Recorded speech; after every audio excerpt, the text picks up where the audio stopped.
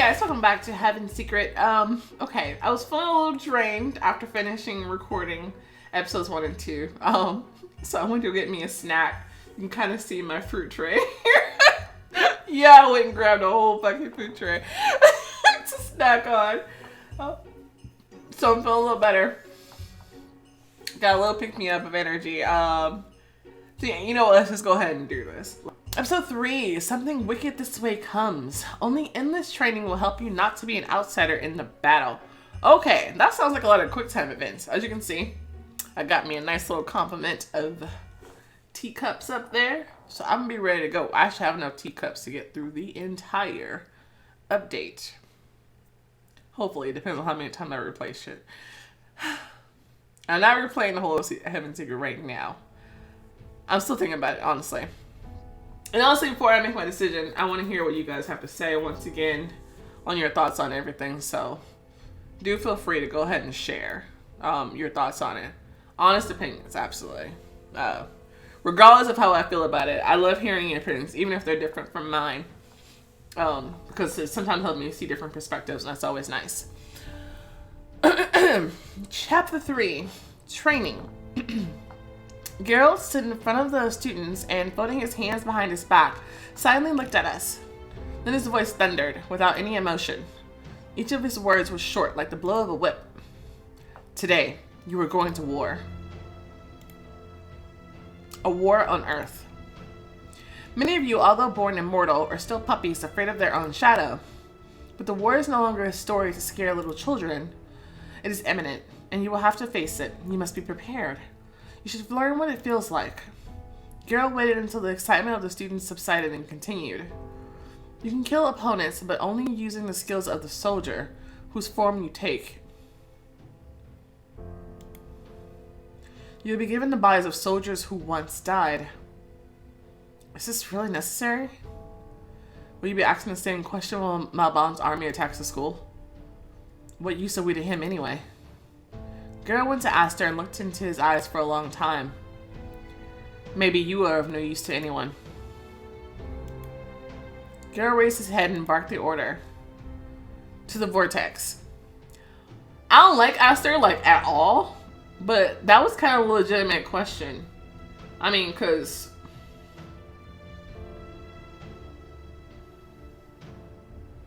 you could just say you don't know.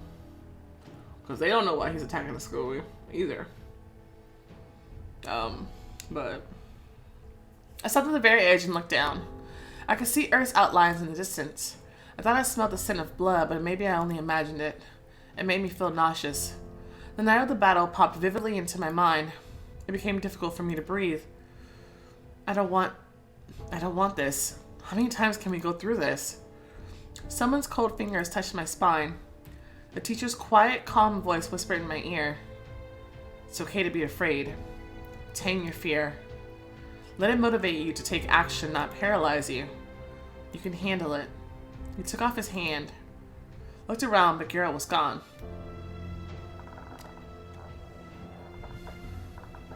It's kind of the most gentle thing he said. Like, ever. That was interesting. Giving us a little bit of encouragement there. As I looked out into the void, something clicked inside my soul. Something broke. With this breakdown, I felt it. It made me stronger. As if it was preparing me for the future. I can handle it. I stepped into the void. I was heading towards hell on Earth.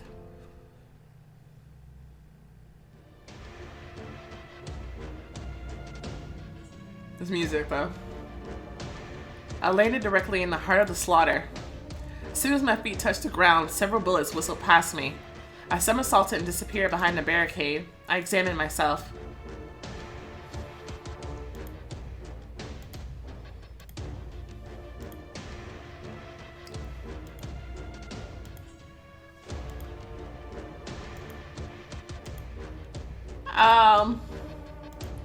I don't really like that. This is overly expensive, but it looks dope, so.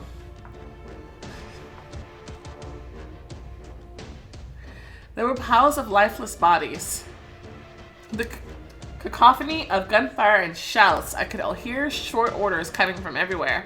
I was confused and couldn't figure out what to do. Suddenly, someone grabbed my hand and shouted at me to join the others to move forward. Chop, chop. Somebody else ordered to cover another soldier who ran to the embrasure, who was cursing loudly without removing his finger off the trigger. And I wanted to help him. I'm ready. But as soon as I left the hideout, I saw him fall to his knees, riddled with bullets. And I took cover again. I was confused again. Scared again. I closed my eyes and took a few deep breaths. The screams and clatter of the rattling weapons receded, as if the sound on the TV had been turned down. But through the ringing in my ears, I could hear a groan. Quiet at first, but growing louder by the minute. Opened my eyes and looked out. Unable to take cover, a soldier was lying on the ground, pressing a bleeding wound on his leg. It's dangerous to go out to get him.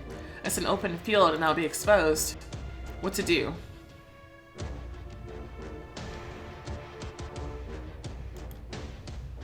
The man tried to crawl, tried to escape from death's grip.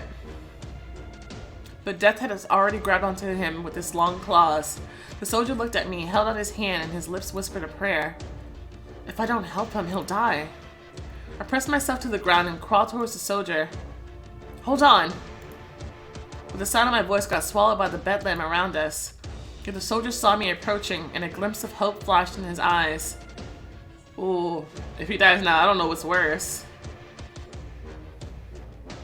Maybe a moment of peace? I kind of feel like he's already done for. His bloody, trembling fingers grabbed my arm. Come on.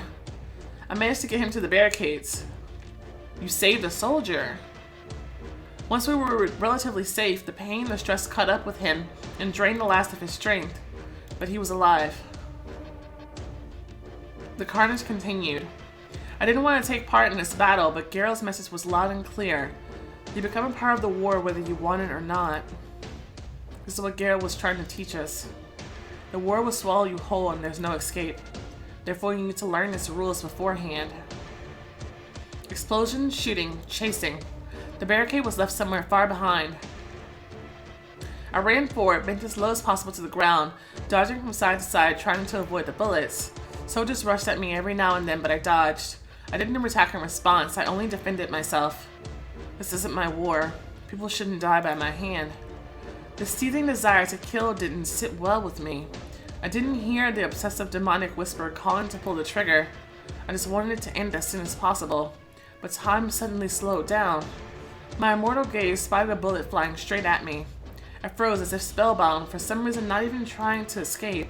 But someone grabbed my hand and pulled me aside. The bullet flew past me. You won't last long in a war. A soldier swooped down on him and died by Lucifer's hand. The demon calmly wiped his bloody hands and looked at me with a bored look on his face. You think you can win a war by merely defending yourself? Are you suggesting that leaving a trail of corpses behind is better somehow? As usual, the angels love to pull the dirty work on the seaman's shoulders. Yeah, by just doing nothing though. I was just thinking that, to be honest. Doing nothing though doesn't solve it either. Even if you only dodge and defend, then that just leaves the people who were behind you to deal with the soldiers that you left past if you kept moving forward. You understand what I'm saying? Imagine you're moving forward on a battlefield, right? You're moving forward and someone's coming at you. You defend, dodge them, keep moving forward. Well, guess what? Now they're behind you, so they can either turn and attack you or attack the soldier coming up behind you. And that person behind you has to now deal with the mess you left behind because you didn't fully deal with it. You just deflected it from yourself because you didn't want to be part of it, even though you already are. So I think you need to do more than just dodge. You understand what I'm saying? Capture them or something. Like, it's hard to say what to do, what is right here, because both sides are fighting for what they believe is right. You know what I mean? So it's hard to really say. And you could wish that this war is not happening, but unfortunately it is. But all you can do is try to live up to your own goals and your own beliefs, I guess.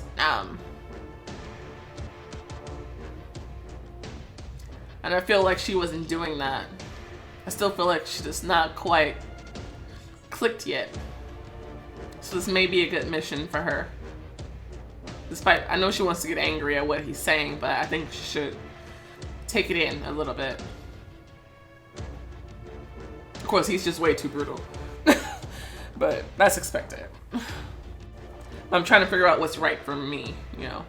Bullets whistled past us, but none of them found their target. Nobody's making you do anything. Lucifer's weapon trembled in his hand from long, incessant firing. He shot at everyone who dared to walk in our direction. Someone has to do it. He stopped to reload. An empty magazine fell at my feet. Sometimes not killing is crueler than killing. If you're going to be an angel, then be wise, not cowardly. Lucifer raised his gun and walked forward into the very thick of the battle. I ran without understanding where I was running to and who was nearby. The soldiers fell and didn't rise to their feet. Someone grabbed my leg. A soldier was lying on the ground. His dry lips whispered, "Water." He needs help. I looked at him, but he won't survive. The wound in his belly left him no chance, and he continued to cling to life desperately like an animal. He wanted to live, oh Shefa, he wanted to live so much. I ducked, but the air seemed to be riddled with bullets.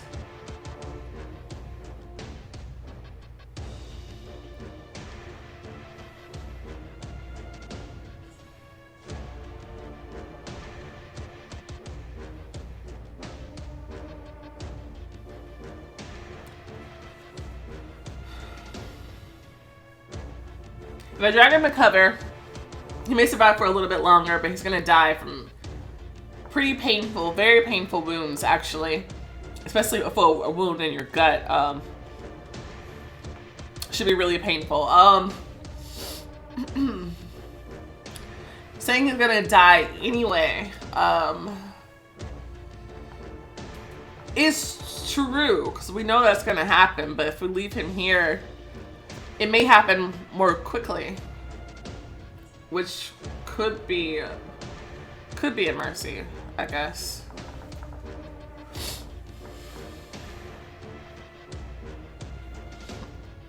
Cool. What's my plan when I drag him to cover? Then what?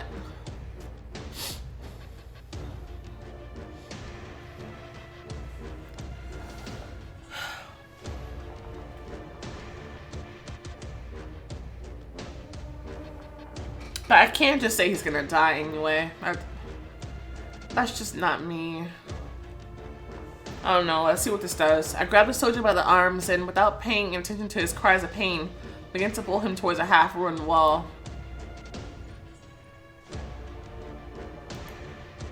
This is what hell looks like. Fear, pain, and flying bullets. A little more, a little more, a little more. I tried to take a breath, but I felt blood in my throat. Choking, I fell to my knees. The bullet hit my throat. I looked down. You died trying to save a soldier. The soldier died, and I was next. I woke up in the vortex. My head was spinning and my body was trembling. Many students just like me looked around, confused, tired, and slightly frightened. Welcome home. Let's go back to the auditorium. I was barely dragging my legs. I didn't even look where I was going. I fixed my eyes on the teacher's shoes. Gerald sat down, threw his feet on the table, and looked around the auditorium. Well, I watched each of you, and let me tell you this. He evaluated many students before reaching me. What about you, Melody? You saved the lives of 2 soldiers. In the first case, it was the right call, but in the second one, it was stupid. What lesson can be drawn from this? Sometimes sacrifices are useless. Foolish altruism will not bring us victory. But without help when it is needed, we will not succeed. It is imperative to be able to make the right call when everything around seems insane. Any more questions?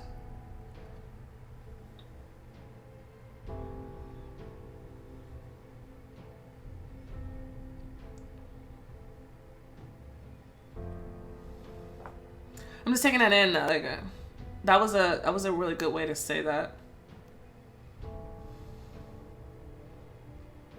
Like, because as opposed to the other choice, it felt like, of course, you know, I can try, I can I can do something, you know. He had a wounded leg, you know what I mean? You can cut that off, you can keep going. But what that guy, I could tell from when I was making the choice, like, it felt hopeless. But I did it anyway because I just felt wrong not doing it, but I don't know, because the way I don't even remember the way I said it when I was like, oh, let me choose this. I was like, well, let's just see what this do. But, you know, so I can definitely understand what he's saying. If I'm feeling like that about a choice like this, then maybe it's not the right decision. Aussie raised her hand. Yes? Today we didn't get any food at all. Are there no food supplies left? Students whispered, supporting Audie's question. No. You know we have supply problems, but we will resolve this issue. You need to be patient. Aster was sitting in front of me. He swayed in his chair, bored, listening to the conversation, with a sudden smirk on his lips as if he knew more than the others did.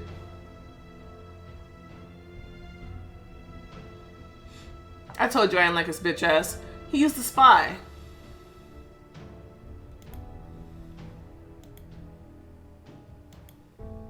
He perceived my look as an invitation to talk. Funny thing. A war is about to come, and they're worried about delicacies as if they can't live without them. Without food, we get weaker. As if strength would help us now. Garo got up from the table. If there are no more questions, you are free to go. He collected his books and left the auditorium. I was sitting on a stone, a leftover piece of a gazebo. Most of the things in the academy were nothing but pieces. A piece of memory, a piece of hope, a piece of pain letting itself known all the time. Broken bones and open wounds healed, but for some reason, everyone was still in pain. I felt the strength inside me that was tearing me apart. It was the power accidentally gifted to me by Malbonte. I nervously clenched and unclenched my fingers and rubbed my skin until it was red. I tried to force myself to get up and start training, but the fear of this unknown power choked me with indecision.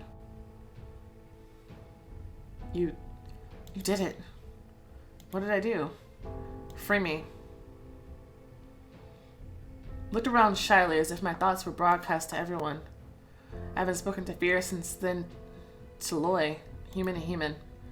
Maybe I should train with him? I want to train with someone else? Who else? I mean, he's been around for a long time. He might know a thing or two. And he was always getting in fights, so he definitely knows things to do about fights. Train with someone else. Okay, I'm guessing someone else could be Lucifer, Mimi, or Dino. Even though I kind of felt like most scenes with Dino would probably be cut off since we broke up. I'm not even going to say Andy, because Andy's running around like a robot right now. Oh well. I wonder if he stays like that even if you're dating him.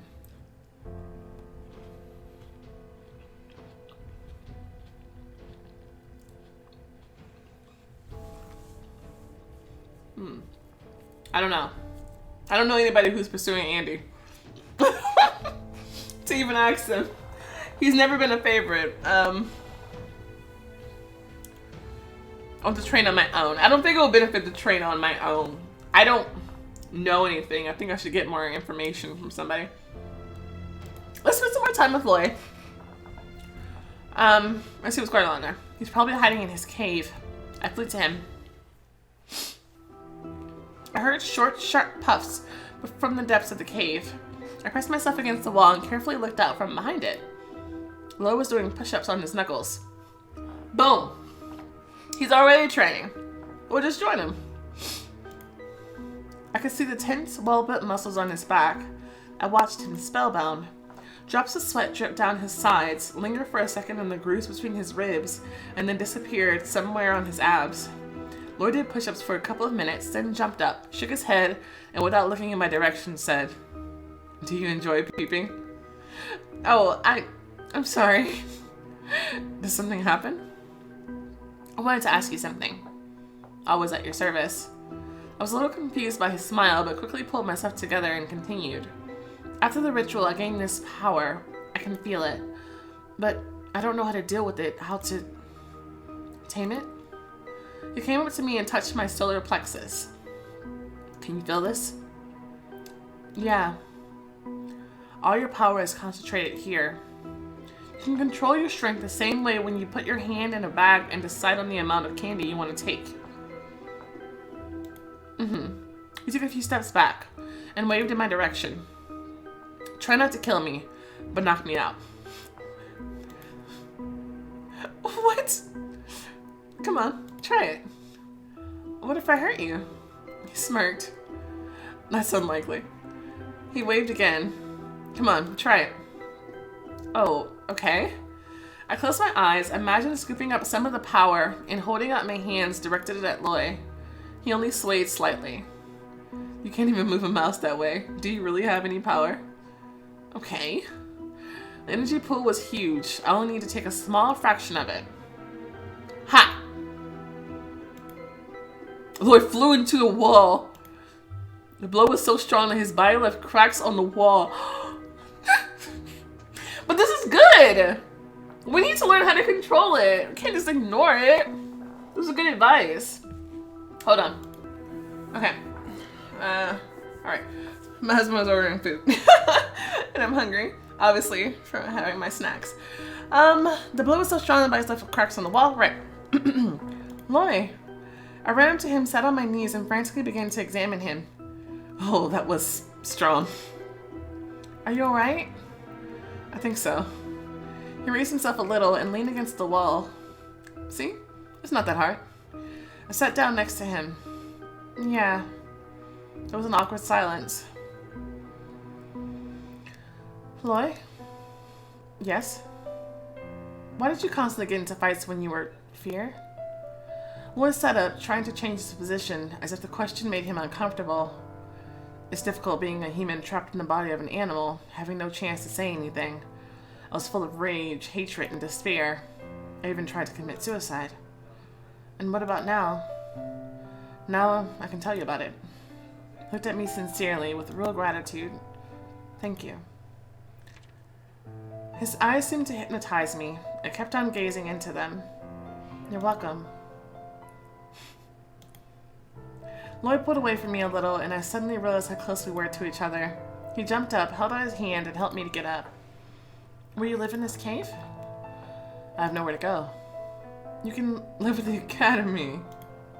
Where? No. His answer was firm. War is coming. I want to stay neutral before choosing which side to join. Me too, buddy. You haven't chosen which side you're on yet? I don't know yet which side is the lesser evil. For now, I'm gaining strength and knowledge. That's what I'm trying to do about it, too. Trust me, I know exactly how you feel there. He looked out at the sky. It will get dark soon. You better go now. He took my hand, squeezed them, and I quickly let go. Remember that you can always reach out to me. Now fly. Thank you, Loy. I spread my wings. The wind carried me away immediately. The wind. Fidero. What is this? An icy wind blew chaotically in all directions. I shivered and looked around. Where am I? Tried to remember how I got here, but I couldn't.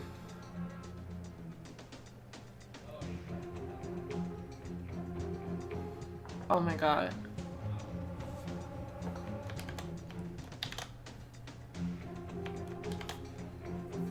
No!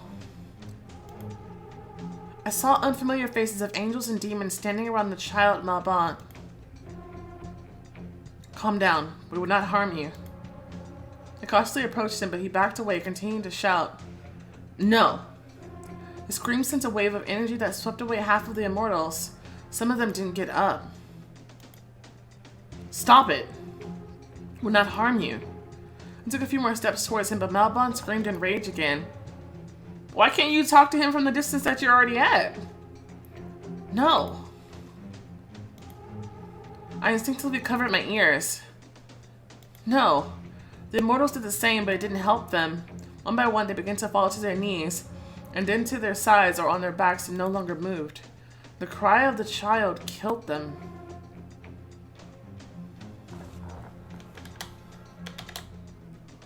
I get it? I got it.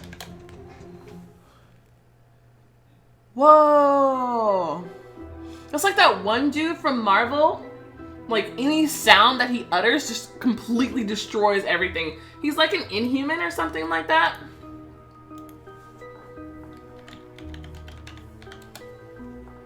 What's his name? I can't think of his name right now. Black Bolt. That's his name. Black Bolt. Yeah. His name is Black Bolt. Any sound he utters, it just obliterates. Like, with a single sigh, he can, like, wipe out a city. So he always has to stay quiet and keep his voice under control because it's just that powerful. Dude. That's insane. What was happening? Like, why is he upset and afraid right now? What happened? A dozen dead faces, contorted from fear of death, were frozen before my eyes. He killed them all. I looked at Malbont.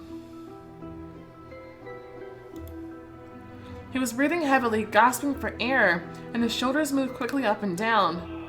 He was so scared. I silently watched the little boy left alone among the piles of the dead, killed by his hatred. But why is he so angry? He looked with surprise at the corpses of the immortals, as if he had nothing to do with them. He was like a child stepping on a cockroach, suddenly surprised that the cockroach no longer moved. There was no definite goal, no cunning plan, no altruistic motives in my head. I just went to Malbon and put my hand on his shoulder. To my surprise, he felt my touch. He shuddered and looked directly at me. His dry lips slowly parted in surprise. You've influenced history! Wait!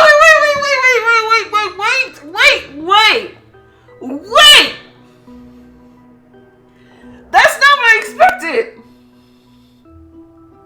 Are you saying we can shift his perspective of how he sees the world before we get to where we are today? Because it's already fucked up how it is right now.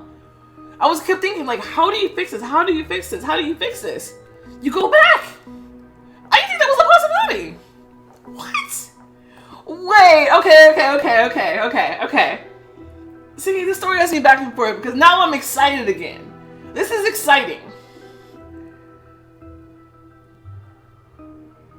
I like this. Yeah, I need to know, like, what's going on in there, you know? Like, what is he doing? Why? I even want to go back before this. How did we get here? You know? You can see me? His cheeks were wet.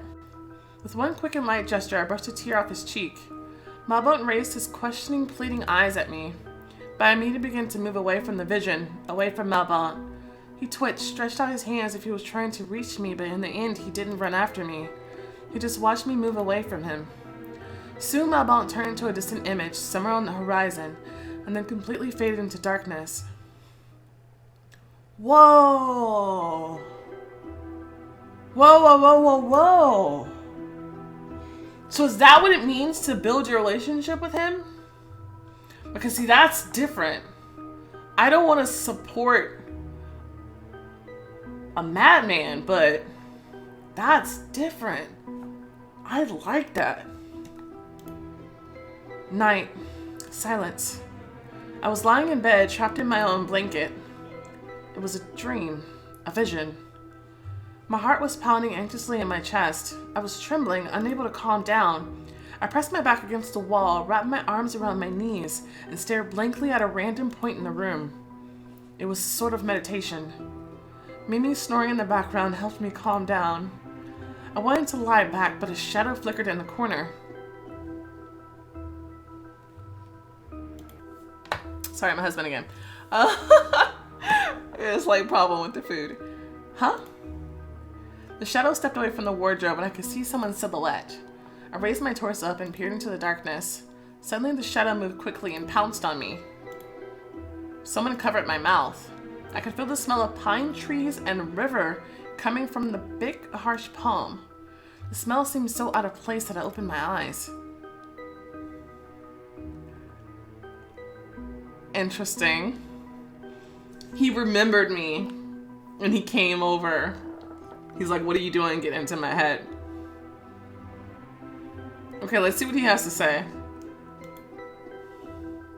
Why do I see your life? Why are you sending me these visions? He doesn't understand them.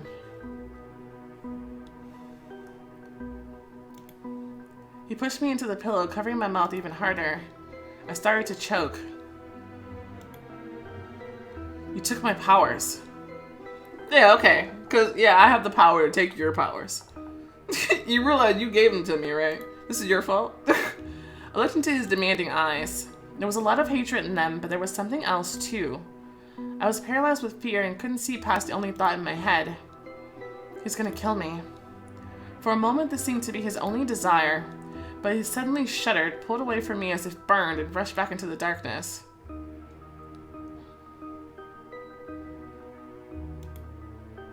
Night. Silence. I was lying in bed, trapped in my own blanket. Whoa! Wait! Whoa! Is that like a shared vision? Like, even more so than the visions we share with Lucifer, because we were just both seeing something at the same time. But in these visions, it's more like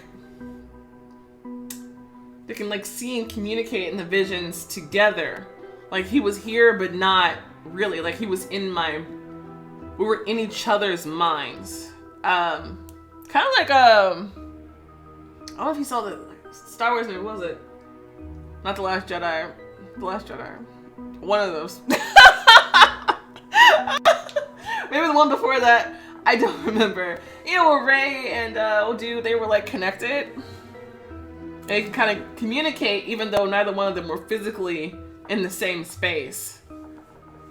That's kind of what it reminds me of. I don't remember all the names. Two visions? Malbont wasn't here, was he? I constantly walked around the room. Everything's exactly as it was. Weird. Mimi was sleeping. Lucky her, nothing to disturb her sleep. I went back to bed. I stared at the corner for a long time as if expecting a shadow to reappear again. Fuck this. I pulled the blanket over my head and I fell asleep, safely guarded by...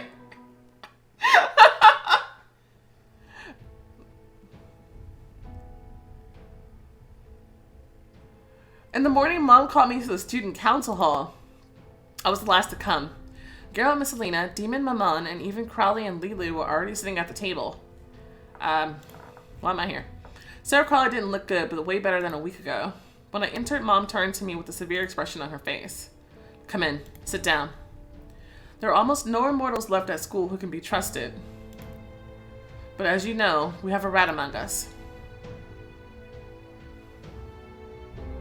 It's probably one of the angels. Lulu and Tyrion strained her back. I ain't saying it was you. I know you offended on behalf of the angels. I'm just saying, Aster is super fucking suspect. And I'm sick of everybody blaming demons for everything. I really am. So, I'm not gonna be the one to do it. Why is that? The angels crave power more than anyone else. That's not true. Whoever it is, I gathered here those I can trust.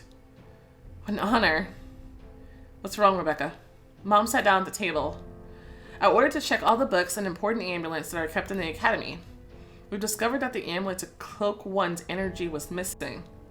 Well, Fincio's gone. He probably took it with him, but he also probably could have gave it to the rat. Fincio had one. Yes, but I believe it was Fincio, stole an amulet stronger than his own. It must be for Malbont, so that Shefa doesn't find him. But can this amulet cope with Malbont's energy? I doubt that. So they need the amulet for something else. Mom brought her palms together as if in a prayer and pressed them to her lips. We do not yet know what exactly Malbont's plans are. Yes, and that's the problem. We cannot predict his future actions. Someone here can. Somewhat. A little bit. Miss Lena raised her hand and in her calm, smooth voice said, "What about the Citadel? Will they help us?" You tell her? Mom answered sharply as if making it clear this is beyond doubt. No. The school is entirely autonomous. Now, we are our own, without supervision, but also without help. On our own. Rebecca, were you kicked out of the council? How did you allow it? I prioritized. Mammon bowed his head, showing respect. Among other things, we have another problem. Mom hesitated. Recently, we've sent soldiers to get provisions, but they never came back. There is no more food. But we haven't eaten in days. You really shouldn't be the one to speak up here, sweetheart. Oh, that's not in my place to say anything about it. I know. We just sent a team again, but there's no one left. Only Andy and a couple of guys volunteered. This isn't enough. I feel bad. I kind of think I should volunteer because I feel bad. This is it's kind of on me because I knew and I didn't say anything about it. It's kind of on me. I'll go. I have the question. You say yourself that there's no one else. Mom was silent. Melody, are you sure you can handle it? I'm sure I need to. I'm sure. Pride flashed in my mother's eyes. If you're sure, then I don't doubt you, daughter. She got her from the table. It's decided. Melody will go along with the rest of the team to get some provisions. We're done for the day. Leaving the council room, I had a premonition. I couldn't tell if it was good or bad, but one thing I knew for sure. Something is going to happen. It usually always does when I get involved. But I feel like I owe it to everybody to go out here and try to get them some food, okay? So, I had to get up early. I'm glad I got a chance to kind of correct my mistake. I had to get up early in the morning. The flying division always takes off with the first rays of the sun. Andy was in charge of the team. He gave short orders and supervised as the empty containers were loaded onto wooden platforms. 4 soldiers grabbed the rope and soared up, carrying the load with them. Where do you get food? It's different every time. Sometimes hunters join us, they catch the prey. But usually the Citadel leaves the food in a pre-established place. We know of a few places where the food was never collected, but we can't get there yet. Andy noticed the soldiers with the cargo were already up in the sky. He whistled, swirled his hand in the air, and shouted, "It's time." Is he giving off like hand signals? Should I know them or something? This sparkling water over here looks so pretty. Up here too. Andy flew first in line. I followed him on Fear's back. Is this important? Should I know this? From the music, that kind of means like there might be a quick time option. They haven't made a quick time option yet. I'm out of practice. I'm obviously in a better mood now. Okay. So, he's in first in line. I'm second in line. Okay, easy to remember. It's my lucky number. I followed him on Fear's back. Okay, good. Lloyd was with me. The road was long. At first, excitement bubbled inside, but it gradually subsided. Yeah, don't really be excited. Just, you know, keep it contained. The long road is exhausting, but it's not so scary. I was looking around the sky, the cliffs, the treetops. All of a sudden, I got jumped from one side. Oh no. That's because you out here on a freaking... Everything started spinning, but I noticed the other soldiers getting kidnapped. I tried to break out of someone's tight grip, but they put a bag on my head and tied my hands. Sweetheart, that would have been a time to use your powers, but now we're at the town where Malbont was. You can tell by his music. I didn't know where they were taking us or what would happen. I only felt like I was thrown into an empty food container. Andy wanted to talk to me, but he was told to be silent and someone hit him. Where are they taking us? What do they want from us? Being left in the dark is the worst. After an infinitely long time, we were unloaded and brought to our knees. Our kidnappers talked amongst themselves, but their conversation was cut short. Someone's calm steps were heard, and they stopped next to me. I touched the sheet with my toes, hoping it would be enough for me to recognize the person standing near me. I heard a chuckle. The kidnapper was amused by my attempt. The bag was ripped off my head. Malbont looked down at me. He grinned, but his grin changed to surprise as if he hadn't expected to see me. He squatted so that our faces were almost level, and he quietly, calmly said, "Welcome to my underground camp."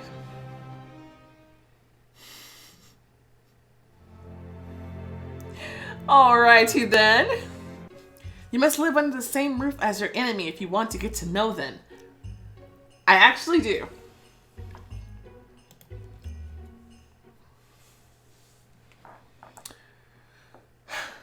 Okay, So let's see. Let's hope now to give us an indication of how the connection stuff with him plays out here. Let's see. Let's see what we can learn. This is our last new episode of the update. Chapter 4. Who are you, Malbont? I like that. Malbont rested his palms on the table behind him. A pair of gentle, skillful female hands were caressing his shoulders, his abdomen sinking lower and lower. Can you not? But his thoughts were far away. He barely enjoyed it. Malbont angrily pushed off the woman's hands and sat back at the table.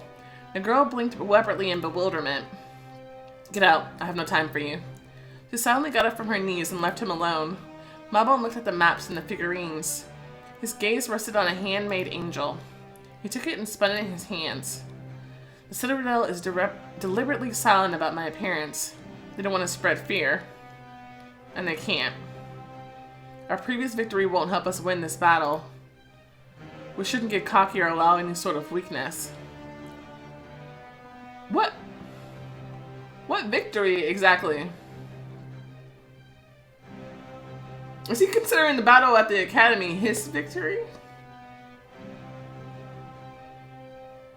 Or is the victory of him being freed? Or... I don't know if anybody won that. I wouldn't say anyone won in that situation, but okay. And I'll be as cruel as the situation calls for. Malbont clenched his hand to a fist. Why are you saying that you'll be cruel as the situation called for? Are you saying that's not normally you? You're just being cruel for the sake of... I don't know. The figurine cracked under the pressure of his strong fingers. Throwing away the remains of the angel with unconcealed disgust, Malbont got up. Everything went dark. She stood on the doorstep of her house. Oh, he's seeing my past too. Stood on the doorstep of her house, not daring to knock. Her hand froze in mid-air without knocking. Lucifer was standing a little further away. So do you always hang around here? You always hang around her. A curtain moved slightly and a moment later the door opened. Good afternoon. Afternoon. What do you want? I'd like to talk about your daughter. Hearing this, he staggered but held onto the door frame. What do you mean by that? I'm her classmate. I saw her right before the accident. The man straightened up, his eyes widened and focused on her. She talked about you. Melody loved you very much, and I'm sure she wouldn't want you to grieve. That's all I wanted to say. She hesitated a little, then quickly added goodbye and turned to leave, but her father ran out on the porch after her. Wait. He took her hand tenderly in a fatherly way, as if he knew that his daughter was standing in front of him. Thank you for those words. She gritted her teeth without finishing. Impulsively, Malbont touched a strand of her hair, squeezed it between his fingertips. She didn't notice it. Don't be sad. At least you have a chance to reunite in the afterworld. She didn't hear Malbont, of course. She didn't. The tears froze on her eyelashes. Malbont propped one hand on the table and covered his eyes with the other one. He staggered, barely standing on his feet. Fincio came up to Malbont. He squinted, waited a few seconds, trying to get used to the darkness, and came closer. New prisoners have arrived. Malbont didn't hear him. Visions about her again. Tell Fincio or be silent. Do not tell Fincio. You can't trust him. He hates me and my mom on fucking principle. No. That's not what we're gonna do. We're going to be silent. Do not give your weaknesses away to Fincio, of all people. No way. Malbont stared blankly at the corner of the table and didn't react in any way to Fincio's words. What about the prisoners? Yes. He ruffled his hair. Show them to me.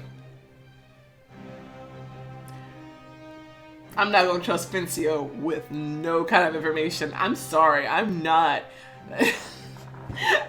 I'm gonna check the walkthrough when Boo Burger was done with it. And when she is done with it, I'm gonna see what the other option does, but I'm not clicking that until I'm convinced that that's the right thing to do. But everything in me is telling me not to trust Vencio. Just like from the beginning. Poor, scared, disoriented, they knelt and waited. What were they waiting for? Malbon stood in front of a girl. It's her. She touched his shoes like a blind beggar, but there was something arrogant, impudent, impatient in his gesture. Malbon ripped the bag off her head. There's so much hatred towards me in her eyes. Well, she's entitled to it. I deserve it. He sat down so their faces were almost on the same level and quietly, calmly said, "Welcome to my underground camp. Sit still." One of the prisoners tried to get up. "So you're on its side?" So this is how she refers to me. It. Throw them into the dungeon. Melville turned around and went to his room. Heard the prisoner screaming behind his back, trying to escape. Path of weak connection with Malbon. I woke up in shackles in the cage, among the rest of the members of our expedition. Aha! I wonder if I had a stronger connection, how differently I would have been treated. But do I want to be treated differently in front of the others? Ooh! The plot thickens. I don't know. Wow. Wow. Okay, okay. That is interesting. Very interesting. Very, very interesting. Okay. Okay. I'm trying to decide how I'm gonna do this. This is interesting. But this is what happens when you never make connection. I woke up in shackles in the cage among the rest of the members of our expedition. How are you? What happened to me? My head hurts. You resisted too much and got knocked out. Andy pulled his shackles and winced. Were you hit too? You think you're the only one who didn't want to come here?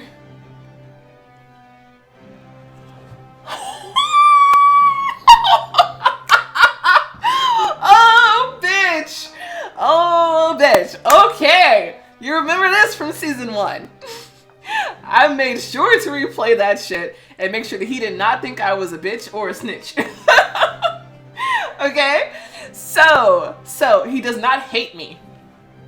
I told you that would mean he was going to be nice. But at least I won't give myself extra trouble by anything that I did in season 1. So, let's see what happens here. I told you that would meet. The former prisoner slowly entered the cage, staring at me with great pleasure. Oh, please don't touch me. Well, hello, savage. He seemed to be flirting with me. This is what happens when you go against the powerful. He laughed like a hyena, going in circles around the cage. Leave them, Zigza. Seeing him, I jerked forward, but the chains held me back. Hatred overpowered my entire body, and I froze, not knowing what to do next. You. Vencio silently approached me, freed me from my chains, but immediately put on others not fastened to the cage. Where are you taking me? Melody? Vencio led me to a table full of food. He brutally pushed me forward and ordered, "Sit down." I didn't move. I said, "Sit down." Vencio lifted the hem of his cloak and sat down on the opposite side. That little option, that little character trait is like something he did in the flashback with him and my mom. What do you want from me? He was silent for a while and his focus was scattered. How is Dino?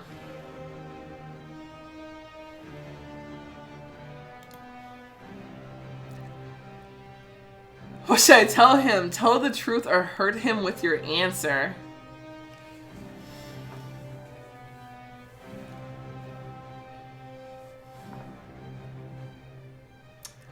I don't want to be him, though, you know? I just got a comment in the video, username ... All their username is ... You know who you're talking about. You're the one who told me that the update was finally out. Sherlock Holmes told me it was coming. You told me that it was out.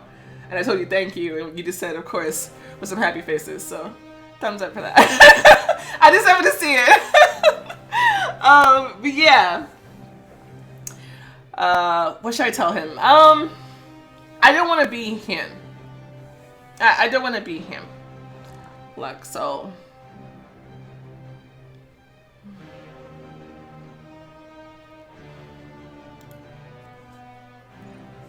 He's disappointed in you. He tries his best to justify your actions, understand you, and refrain from hating you. Vencio nodded his head sadly. That sounds like him. Vencio ran his hands over his face, trying to release the tension he felt. Pulled himself together and looked at me, relaxed and arrogant this time. I brought you something. He threw clothes in my face. Take your pick. Why are you giving me clothes? Comfortable outfit. Tasteful. Oh, that's cool! I'm wearing that. Let's see what else we got. We're simple. Nah. That looks cool! It's like a medieval awesomeness. Vencio looked at me without a single emotion on his face. It was obvious that he was thinking hard about something. So, was it worth it? The tips of his lips crept up, but only on one side. Looked asymmetrical and painful, as if he had a stroke. Looked like he had to make an effort to smile. This is just the beginning, but I'm already reaping the benefits. Vencio smiled broadly and it completely distorted his face. By the way, someone wanted to see you. Without turning around, he waved his hand. 80? 80 came from around the corner. I don't know what scared me more, that he's on Vencio's side now or his empty grayish face. Oh, sweetheart. There was no spark, no joy in his eyes. His gaze was vacant. His face was almost waxen. Hug him. I clung to him and hugged him as tightly as I could. I pressed against his shoulder tightly so he could feel how excited I was to see him, and that he could count on my support. How are you? I pulled away from him and only then realized that he hardly hugged me back. I'm good. How are you? I see you have some things to discuss. I'll leave you to it. Yeah, but why? Now it's just the two of us. What are you doing here? I live here, as you can see. That's not what I mean, and you know it. Eddie sighed and sat down in Vencio's place. I picked a side. What about you? Vencio killed Sammy, and you joined him? I wanted to cry and laugh at the same time. Eddie anxiously bit his lips, sat down more comfortably in the chair, and looked around a couple of times. There are things bigger than ourselves and our own desires. Such as? What? World domination? Justice. I don't understand how you... He rudely interrupted me. Exactly. You don't understand. Eddie got up. He's waiting for you.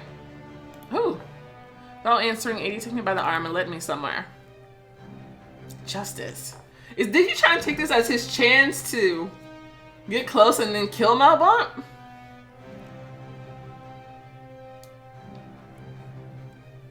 Because he's definitely doing something. I know he's up to something. He sat at the table and thoughtfully examined the map. As if I was gonna slap him in the face. Yeah, right. He sat at the table and thoughtfully examined the map. He held an angel figurine in his hand.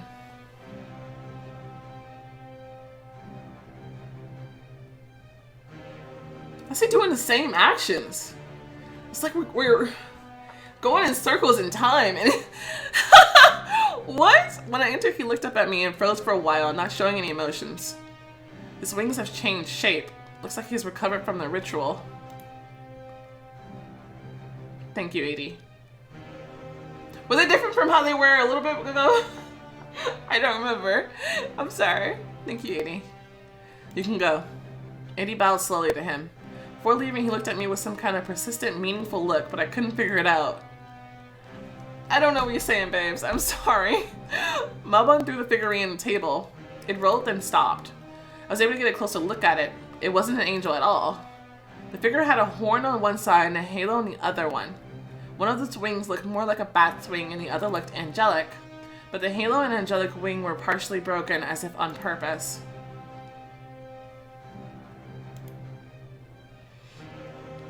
A monster with massive horns, hooves, and small angelic wings. A kind look, hiding exorbitant malice. This is what they say about me in the Malbont treaties. He stressed the last words as if he wanted to crush them. One eye is red, the other one is blue. I remember the statue's words predicting my death. Goosebumps ran up and down my body. Malbon hovered over the table. So, do I look like a monster?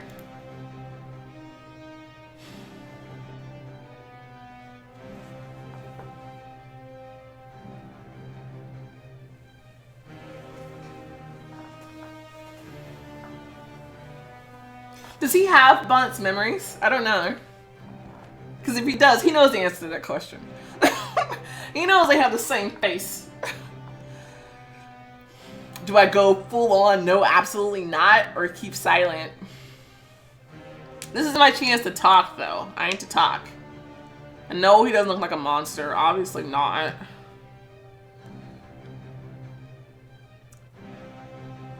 But I don't want to just give in to his darkness, though.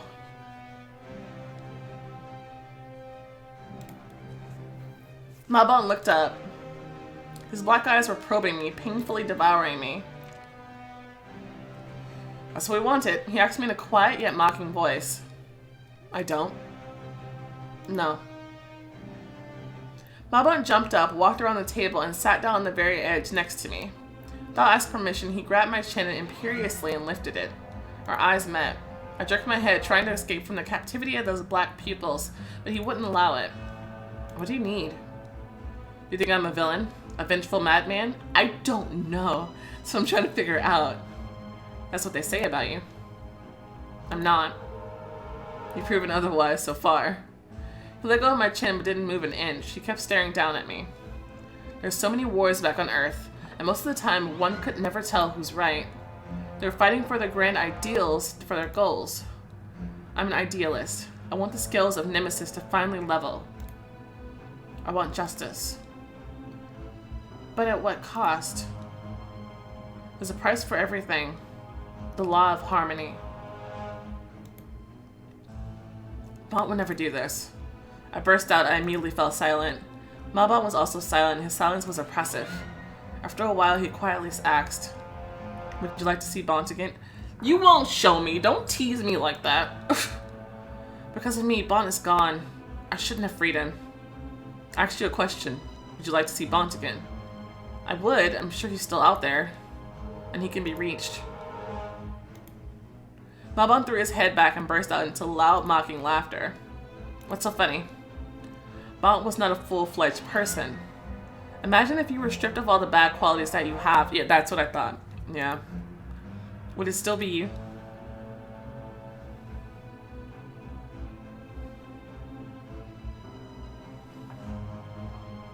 No.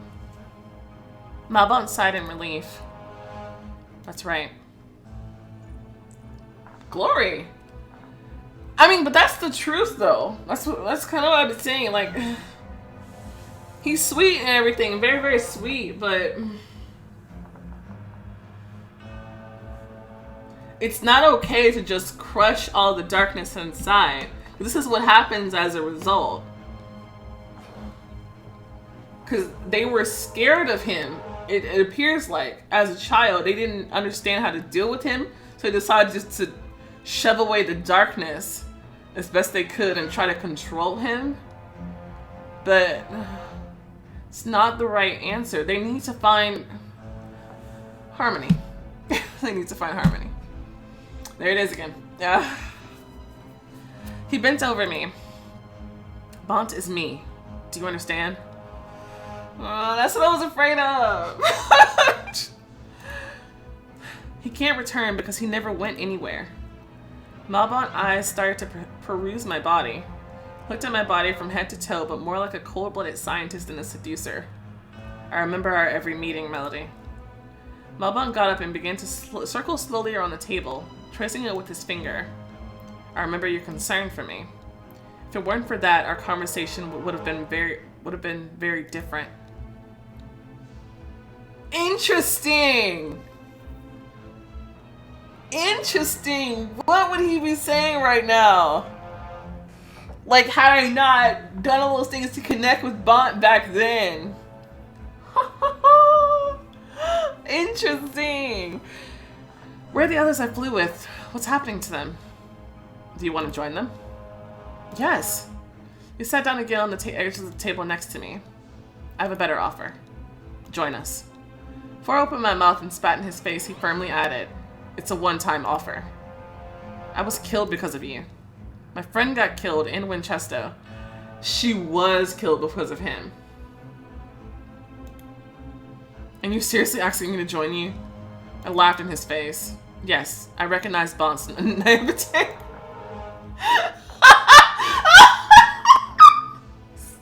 Stop! He grabbed me roughly, ferociously, and pulled me towards him. In gratitude for helping Bont, I won't kill you. He grabbed my wrist and dragged me outside. Really, in gratitude for that. I expected him to mock Bont, be like, you know, I'm the stronger one, this and that, but no, he's just like, Bont is me. I love that he already recognizes that, you know, he never saw them as separate entities that, you know, that needed to fight. You know, and Bont never really knew anything about him, so he was just kind of scared of Malbont, really, mostly of anything. Because they wouldn't tell him anything about Malbont, so he didn't know, you know, what to think about Malbont, so of course he was scared.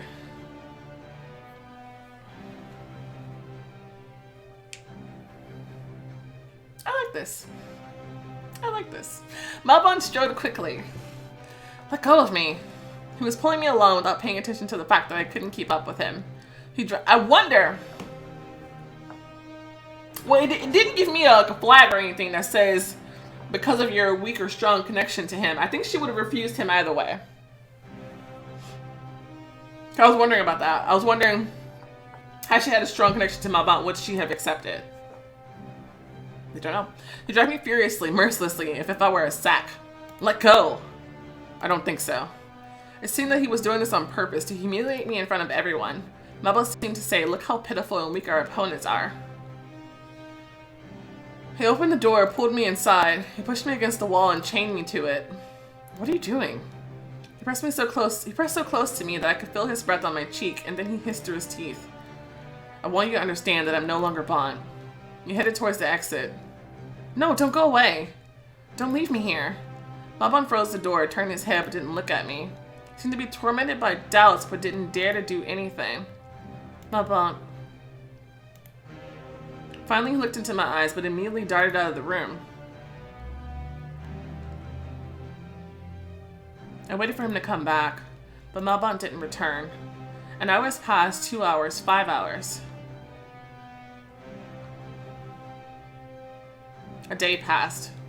I was tormented by thirst and hunger, but after a while, it stopped getting worse.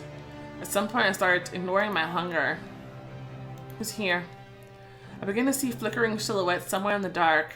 My whole body was on fire. Droplets of sweat were dripping down my face. They fell from my forehead straight into my eyes, and I turned my head trying to brush them off. Who's here?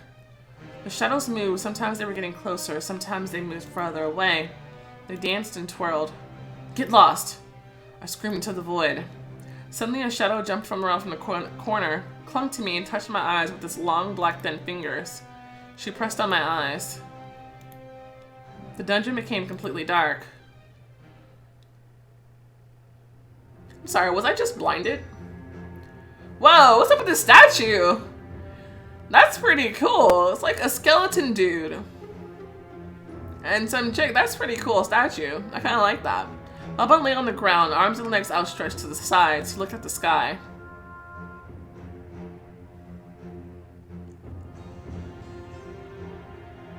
The clouds floated lazily. Someone's little feet stopped near his head. The girl bent over him and looked at him in bewilderment. Malbont jumped up. What are you doing here? What are you doing here? Who's this?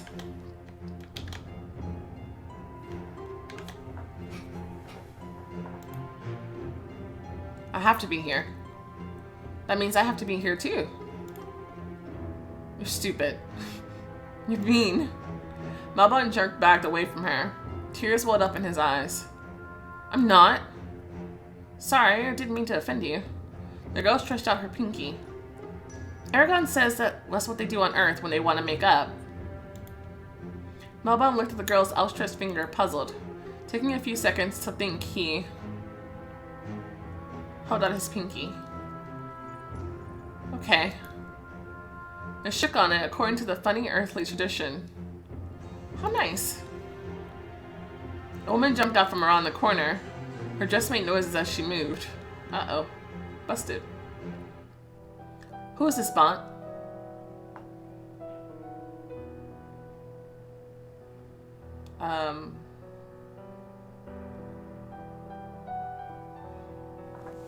And who are you?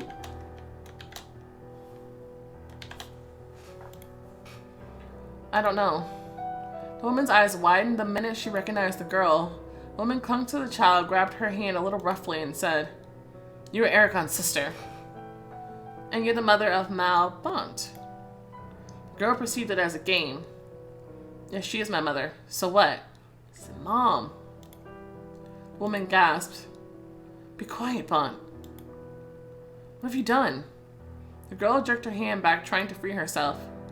My brother will get angry. Do you know how powerful he is? MALBONTE'S mom fell to her knees, shook the girl, looking into her eyes as if begging her. Please, can you keep it a secret that you saw Bont here? My name is MALBONTE. Are they already trying to shove down the darkness? Please, son, not now. She looked at the girl again. Will you keep it a secret? A man's voice was heard, and the woman turned around, relieved and scared at the same time. She won't keep secrets.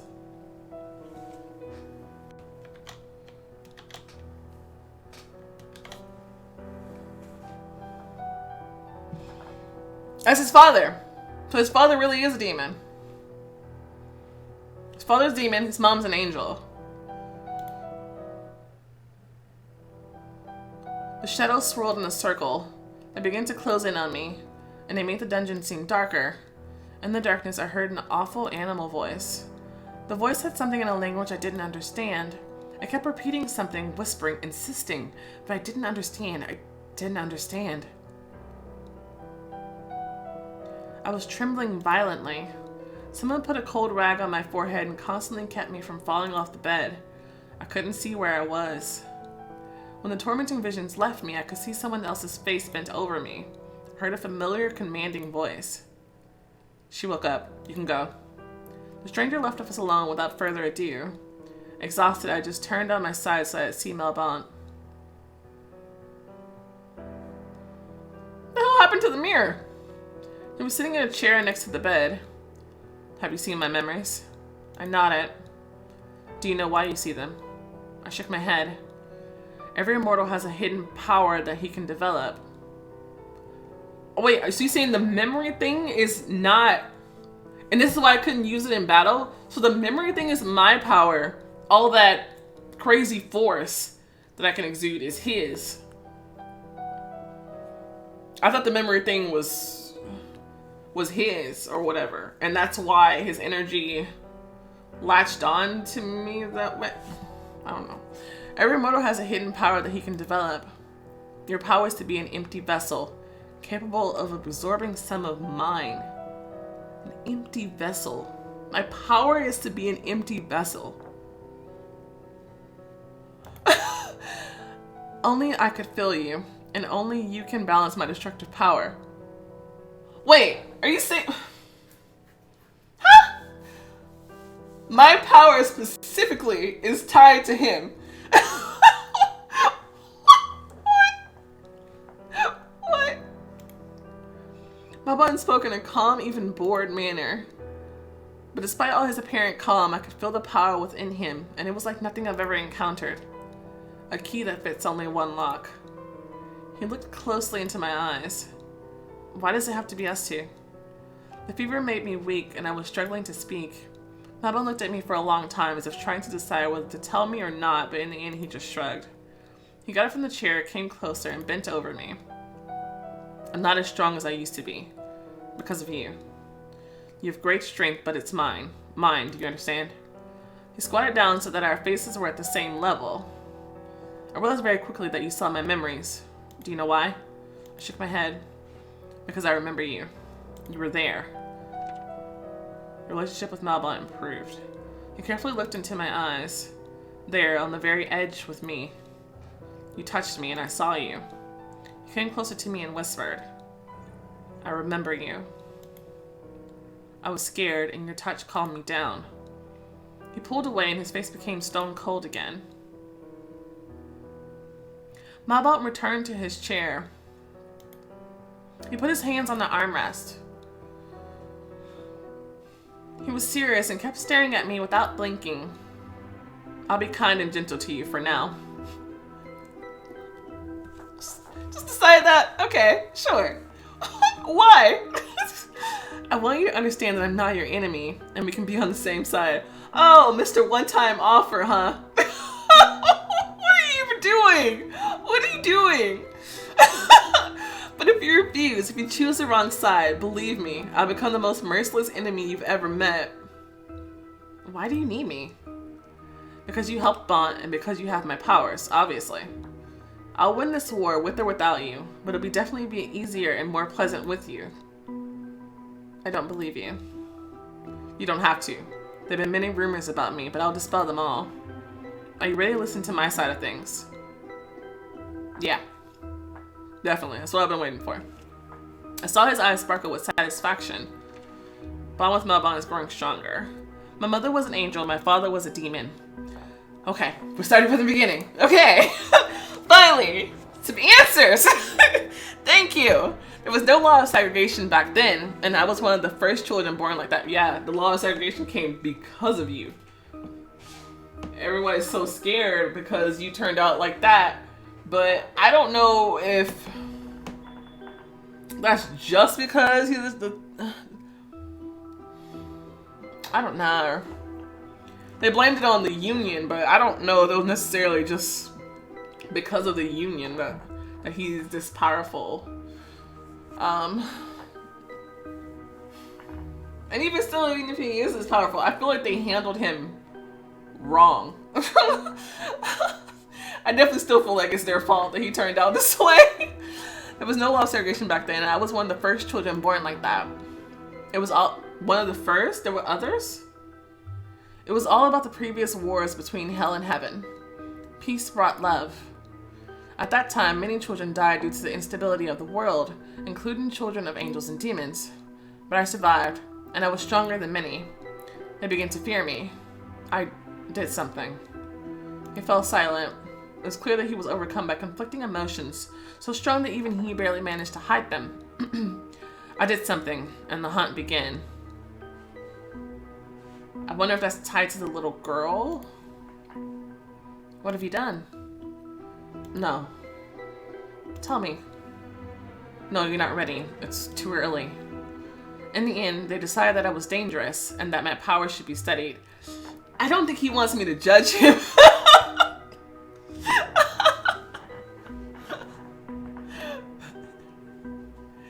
In the end, they decided that I was dangerous and that my powers should be studied. Oh, Lord. Nigga was studied. They wanted to throw him in a fucking lab. It was as if I had become a plague. Sadness and pain followed me everywhere. I knew it was their fault that he became like this. My mother prayed for me to the weeping maidens, but I turned out to be the one for whom you cannot pray. That's why he cried at the... Was he feeling his mother's sadness then? Kind of connecting to that moment? The one for whom you cannot pray. I was very young and wait. Didn't they say that's the origin of the Weeping Maidens? Like they pray for someone. Ah, wait, but no, the Weeping Maidens were already set there, but wow. Okay, let's finally come around. I was very young, and Sheffa forbade praying for me.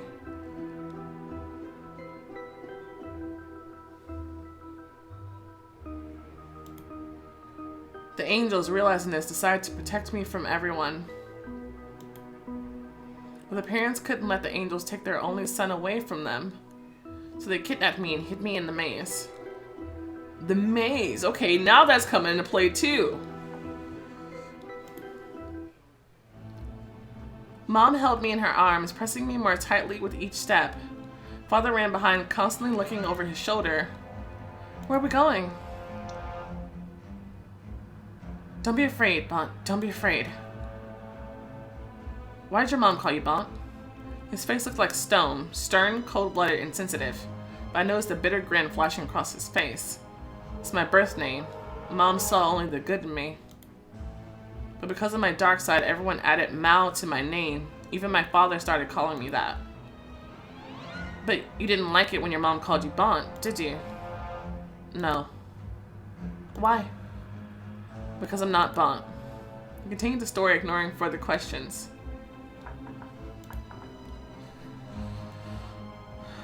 Does he feel like she didn't see his full self? Maybe? Annabelle, calm down. No one's coming after us. Father stopped Mom and took her by the shoulder. She burst into tears. He's good. Why is he being persecuted? Why did Sheffa give permission for this? Because Sheffa's a bitch. Don't cry. Bon is good. He just got scared. Let him go. Father put me on the ground, squatted in front of me, and spoke with me as with an adult. Now, Bon, you have to stay here for a while, okay? Why? We'll try to get an amulet that will hide your energy. That's not answering the question. While you're here, they won't find you. But tell him why. Do you promise to stay here? That's not an answer. This is not how you handle it either. I understand that he's very, very young. But with something like this, you can't just brush it off and be like, just do as you're told, okay? Just do as you're told. He's still scared. All this is happening. He has no clue why. I promise. I hid there until one day a girl came to me. Oh, okay. Just like that, she accidentally dropped by, not expecting to find the most wanted monster of them all. Okay, so what he did was not tied to the little girl. It was something else. Wonder what he did then. Most wanted monster of them all. He grinned sarcastically. I remember. Did you see everything that happened? What are you talking about? Who's this Bon? I don't know. Mom's eyes widened when she recognized the girl. She clung to the child, grabbed her hand a little roughly, and said, You're Aragon's sister, and you're the mother of Malbon. Yes, she's my mother, so what? She gasped. Be quiet, Bon. What have you done? Mom fell to her knees, shook the girl, looking into her eyes, almost begging her. Please can you keep a secret that you saw Bon here? A man's voice made Mom turn around, relieved and scared at the same time. Yada, yada, yada. She won't keep a secret. You mean... Mom screamed, covered her face with her hands. She cried heart-rendingly, and the wings behind her trembled and clenched. For the first time, I noticed tears in my father's eyes. What is it? I'm sorry.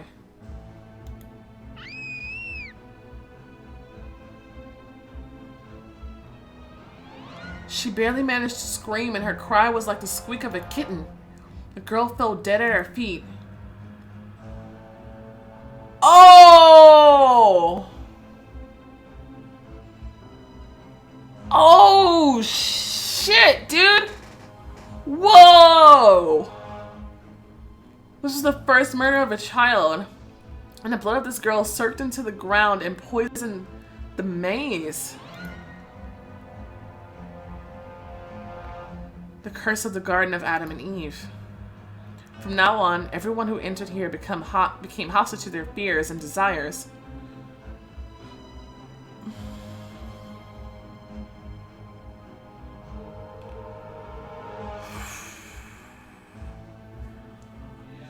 All I can say is they definitely made a desperate decision.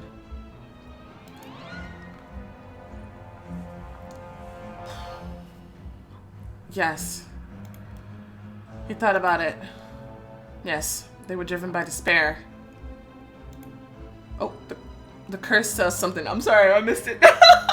Sheffa instantly found out what had happened and where we were. Oh my god. Do you know what Sheffa's capital punishment is? No? Mom's and Dad's faces suddenly became weird, focused but at the same time very distant. And suddenly my mom screamed. They fell to their knees. What's wrong with you? I saw their wings getting pulled out of their backs like tree roots during a storm. Blood poured down their backs.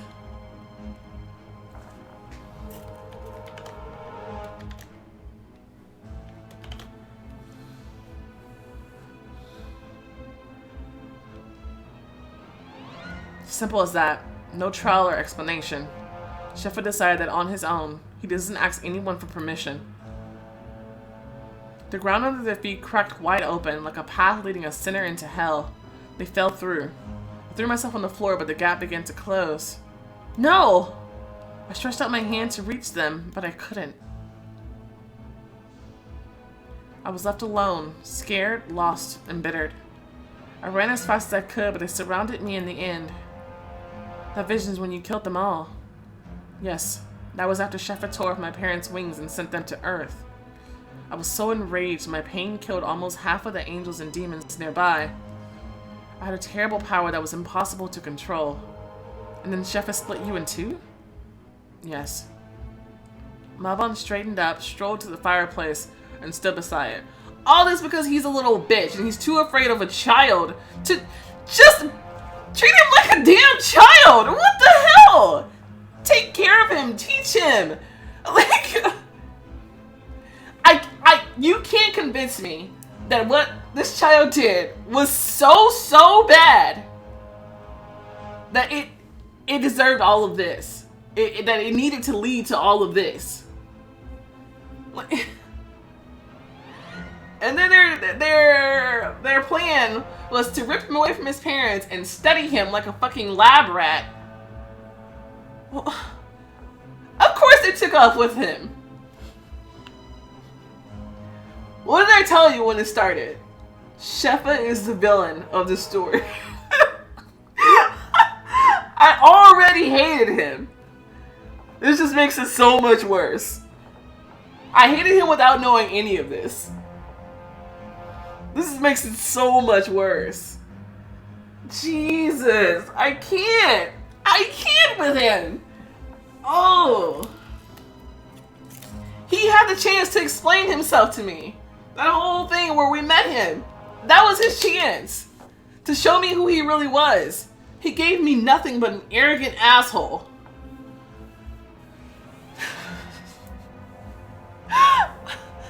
Malbon straightened up, strode to the fireplace, and stood beside it.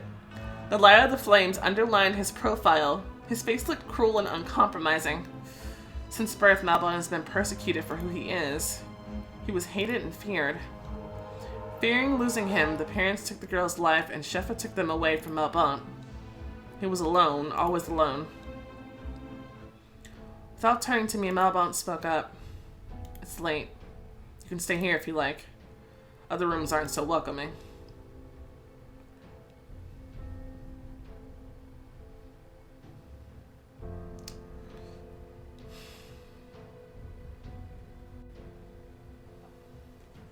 I'm gonna stay.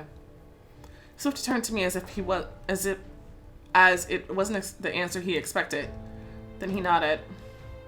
Good. I'm glad you trust me. Will you sleep here too? Of course, these are my chambers. I got up a little, awkwardly tucked the blanket under me, covered myself as if in a cocoon. Noticing this, Malbon laughed softly.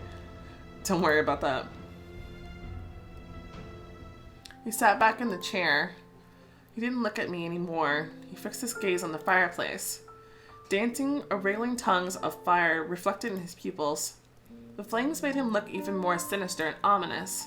Every part of his body was tense. His cheekbones, his well-defined chin, his big, strong arms. He's still alone. Malbon told me this so I'd understand him better. Who was Aragon? They mentioned that name for a reason. So I'd hate him less. He turned towards me as if he felt my gaze. I wanted to cover myself with the blanket and hide from his eyes. You better go to sleep.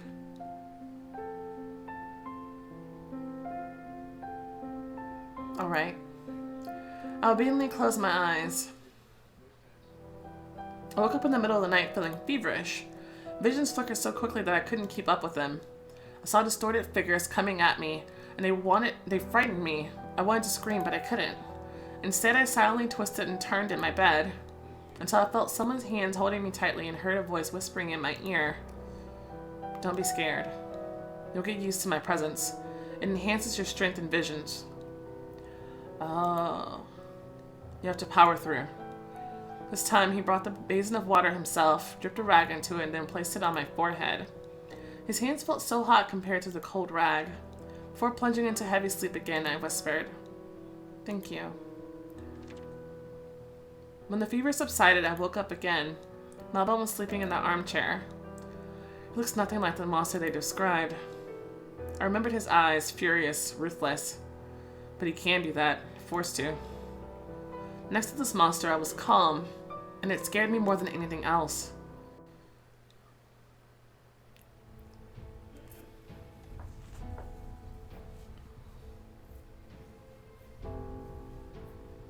In the morning, Malbon called me to his place. He looked as menacingly cold as yesterday. As if we didn't have that heart-to-heart chat the day before, he never told me his story. "Have you thought it over?" I straightened up. "Think what over?" "You know what, my proposal." I was silent, afraid to imagine how he'd react if I reject him. Will he turn into the monster they paint him to be, or will he accept my decision calmly? I'm waiting. What's your answer? Pincio knocked impatiently on the door. Malbon answered, obviously annoyed. "What now?" "Luck is on our side." "What's going on?" "I think you need to see this." Okay, I'm glad I got more time to decide. Because he's still not telling me, like, what is he planning on doing, though? Malbon got up, took me by the elbow, and dragged me along. I was having deja vu of some sort. Lucifer, Dino, and Mimi were on their knees. What are they doing here? How'd they get here? What are you? I took a step towards them, but Malbon put his hand forward, cutting me off. Imprison them. What? What's going on? I don't know. But I'm feeling much better about these two episodes than I was about the first two. Okay? Because I was very concerned with the direction that they were taking. But I like this much better.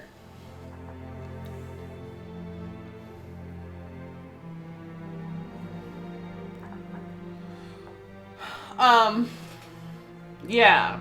So I kind of feel like there's some life going on now. And not just dealing with idiot after idiot.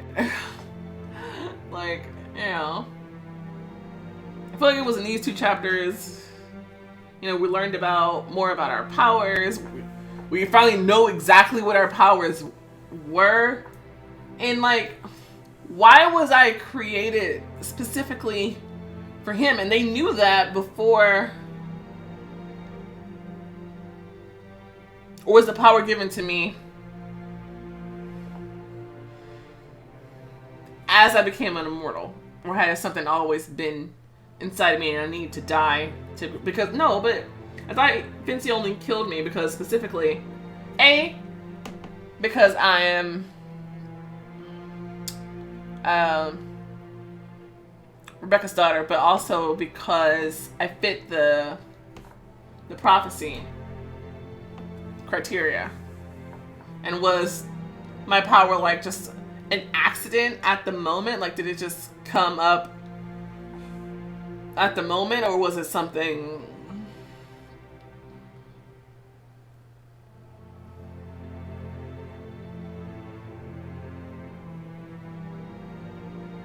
It takes me back to that conversation with Shefa. He's like, it's up to you whether you like lead my children astray or something like that, or to damnation. Something. He says something along those lines. I don't remember because I'm just tuning him out. But after hearing more about some of his actions, I have to know what exactly he imagines is the wrong thing here. And I find myself wanting to do just that. I really do. I really hate him. He pissed me off in that episode, in that finale of season 2, a lot. And now I'm just like, I just grew angry over time. Like, the more I thought about it, like while waiting for this update to come, the more angry he made me. You know what I mean? The more it started to dawn on me that the reason that this All of this fucked upness, this imbalance is because of him. There's no checks and balances. He's just this all-powerful something. But for why? Why? You know, and why did he choose to create this imbalance? Why did he do that? You know, I can't forgive him for that. Understand? I can't get behind that. So this whole time I've just been thinking, like, since season 1, like, this is fucked up. Like, this disparity of power, everything, respect between the angels and demons is just wrong. All of this is just horribly wrong. There needs to be checks and balances, but you've just created a council of people who just blindly follow you because you've given them so much power. And that's all they care about. That's what they're doing right now, protecting their own power. They don't care about the kids at this academy.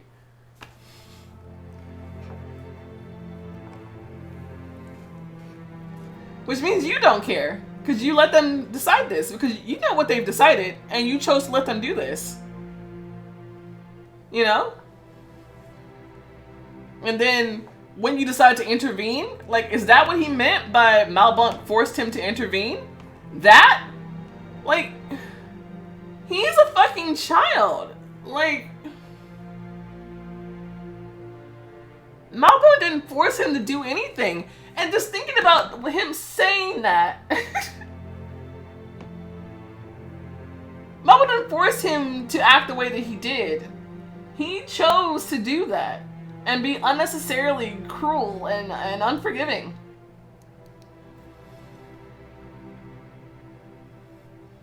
So, unless he comes out and shows me a completely different, some more backstory to why he you can't convince me this man is not the root evil of this entire story. You can't convince me. There was no demon or angel more disgusting, more atrocious with their behavior than him. No one. No one. Because they all turned out the way that they have because of shit that he's allowed to happen. All of them. Fincio, Satan, Crowley, my mother. Every single last one. Malbont. It's all his fault. Because the choices that he made brought us here to where we are today. And it just sounds to me like he doesn't want to lose his power. He's afraid that Malbont could take over from him. I'm sorry. That's my thoughts on it. That's it. Please, please, tell me your theories. Tell me what you guys are thinking about this. We need to talk about this. Please do. I am desperately wanting to know. What do you think about Malbont and things he revealed in this episode? What do you think? If you didn't get a chance to see those diamond options because you chose not to, what do you think of them? What do you think of his story? What do you think of his personality, the vibes he's giving off, his mentality? Now that we're getting into that, we understand that a lot better now. I went into this thinking that Bont needed to be saved, per se. And to an extent, that's still true. But not just Bont, not just a good vision of him, just Malbont. You know what I mean? I still think he's a little lost. Very lost, actually. But I can respect his kind of clear understanding of who he is. Like, there's still a little bit of confusion there, of course, because he doesn't know quite how to handle it, but he has no qualms about, you know, he's like, he has an understanding. Like, Bont is me, but this is also me. I can also be very cruel. I can be, you know, and this is just me. And I just want to be... I don't understand why this is not okay. Why I'm not allowed to be me. You know? I like that. Okay, but my food is here. I don't want it to get cold. So let me stop yapping. I'm feeling better about this. I'm feeling better about this, okay? Anyway, thank you guys so much for watching. If you enjoyed this video, go ahead and show that like button some love. Subscribe to see more content like this, and I will see you next time. Bye!